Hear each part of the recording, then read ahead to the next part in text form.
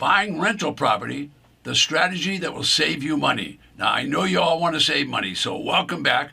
I'm about to introduce you to a new world of real estate. Now, real estate's been around for centuries, and the rental part of the real estate business has been around just about the same amount of time.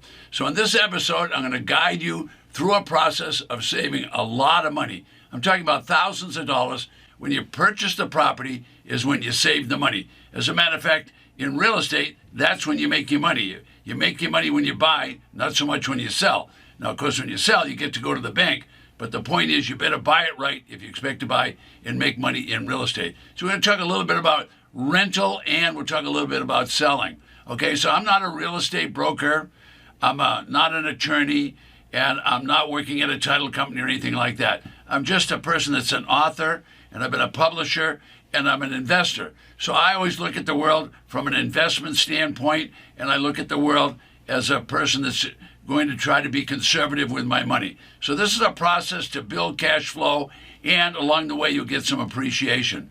Now the business we're going to talk about is buying rental property, the strategy that will save you money. Now this little known process has been available for over 200 years, all right? So real estate investing is always going to have some benefits on some side, and on the other side is going to have some challenges. So let's go through some of those quickly with you. So this is a subset of the traditional real estate. Now, all of you probably know traditional real estate to be homes, residential buildable lots, also small apartments, small farms, and maybe even some of those 2 to 4 acre lots around. So that's traditional real estate. I'm going to talk to you about the non-traditional part of the business. But traditional has a lot of people working. For example, there's going to be brokers, there's going to be agents, there's going to be handymen, there's going to be title companies, you name it, a lot of people working in that business. So I'm sure you understand that.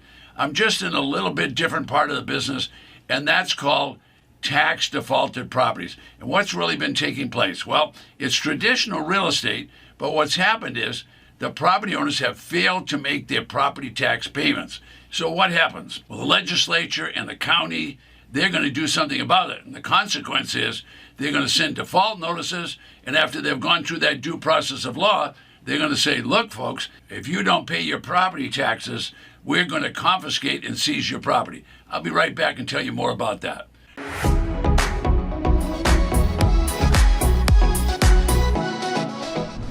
Okay, so today's episode is all about the discussion of rental property and the strategy that's going to save you money.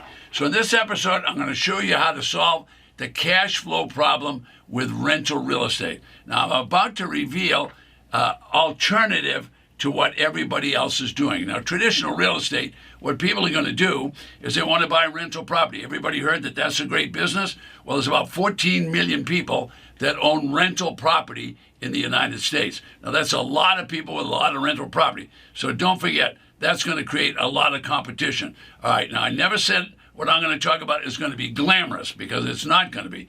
We're going to buy tax defaulted property. This is a huge business. It's available in all 3,000 counties across the United States. All right, and what happens? Well, these little known auctions are conducted by local counties. How better go there, how better go there, how better go where, how better go here, how better now, how better go. Now, what does that mean? That means every year the county is going to auction for pennies on the dollar properties that they've confiscated. They seize those properties because the property owners did not pay their taxes. All right, so if you're wondering what's going on, I'm going to try to explain that. All right, if you want bargains, this is the place to get the bargains. And if you get the right ones, then you can rent them and be able to make cash flow. And that's the name of the game. Now, this works in all 50 states, but each state enacts its own rules, so you have to learn about tax defaulted property, and if you want, you can learn about tax lien certificates on the way.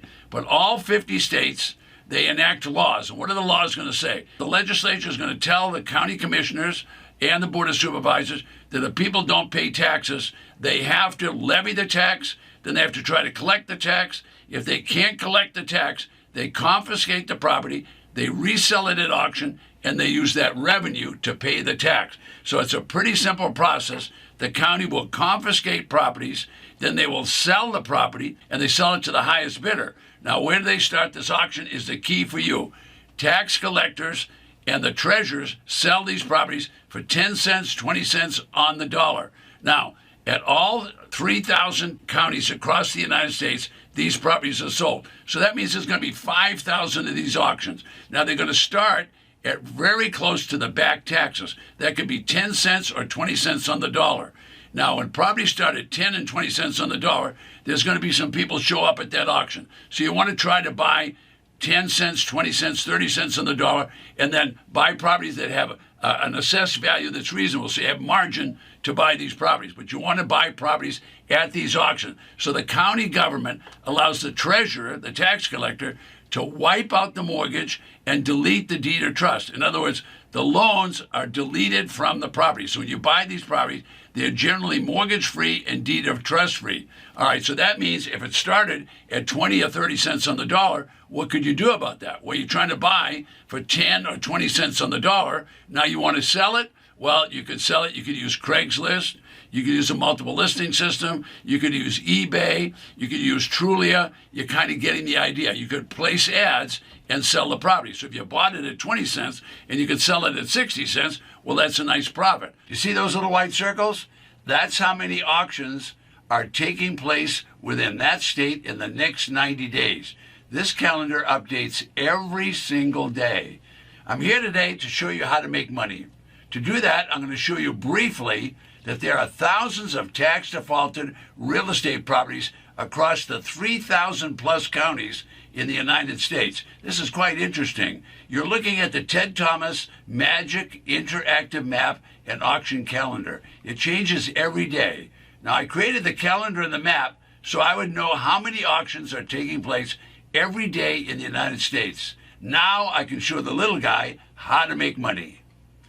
Most importantly, I created this system so I could have an auction list for each auction 24/7. So today we're talking about buying rental property and save a lot of money. Now, if you could buy a property at 10 or 20 cents on the dollar and do a reasonable amount of rehabilitation and then put it back into the market, you'd be way under the market when it came to renting the property. But that, you would own it a lot less. See, traditional people are buying property, putting 20% down, getting 80% loan, and what have they got in their hands? Well, what they've got in their hands is negative cash flow. So these homes that you're buying at auction are used and they're abused. And of course, as many homes are sold that way at auction. About 25% of the property is actually rental at tax defaulted auctions. All right, so the challenge in buying a rental property is what happens in the traditional market. They want 20% down. On top of that, you need an 80% loan. All right, by the time you get all that money invested, you got a negative cash flow,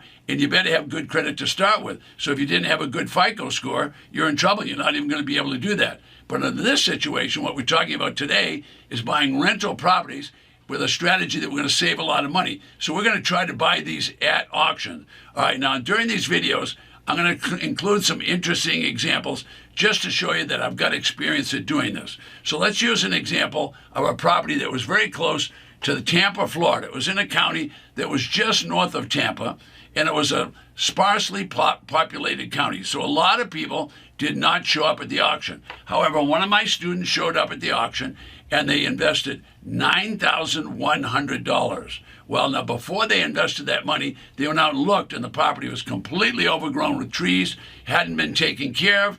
All right, so the property was used and abused, lots of overgrown trees. So sure enough, they went out and checked. Before they bought and invested, they knew what the property was worth. And the tax assessor said it was worth $91,000. Now keep in mind, they spent $9,100. Now the property's valued at $91,000. All right, so while they were there, they looked around, they knew what their exit strategy would be if they wanted to sell it. But more importantly, they used the techniques we taught in the class. And what do? They checked all the comparables in the area, so they knew they could sell the property for a lot more than $9,100. Well, they bought the property. They ended up selling it to a handyman. They sell it as a handyman special. The handyman agreed if they would rent it or do a rent-to-own or a lease-to-own, that they could buy that property, he would fix it up. So they sold the property $150,000, and they got $5,000 down. So let me give you that again. All right, they purchased the property for $9,100. Okay, they sold it with an option for $150,000 with only $5,000 down. It was a handyman special. Now they're going to not only be able to make good money on rental, but they're going to, if the people do exercise their option and buy it, they're going to make a ton of money.